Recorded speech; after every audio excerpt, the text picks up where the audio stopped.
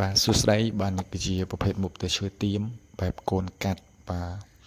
ចេញរៀងហើយបាទយើងរៀបចំបាទប្រក់ព្រំបាទហោះហើយ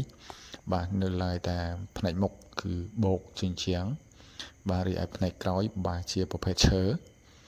បាទជាប្រភេទឈើយើងប្រើបាទជញ្ជាំងឈើតែផ្នែកមុខគឺជាប្រភេទបែបកូនកាត់អញ្ចឹងគឺយើងត្រូវបោកបាទរៀបចំផ្សេងៗ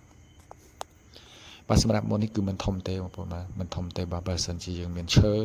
ក៏ដូចជាបាទសម្ភារៈមួយចំនួនជារបស់ខ្លួនឯងបាទតម្លៃសាំងសង់មិនជាខ្ពស់ទេបងប្អូន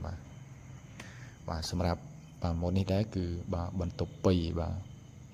បន្ទប់គេង2បាទផ្នែកក្រោយណាបាទល្វែងមុខគឺយើងទុកធ្វើជាកន្លែងទទួលភ្ញៀវបាទដាក់សាឡុងដាក់អីអង្គុយលេងអញ្ចឹងណាបាទសម្រាប់ម៉ូតទេសឈើទៀមនេះក៏ជាប្រភេទទេសឈើមួយដែលនិយមបាទសាងសង់ផងដែរបាទតម្លៃធូរថ្លៃបាទ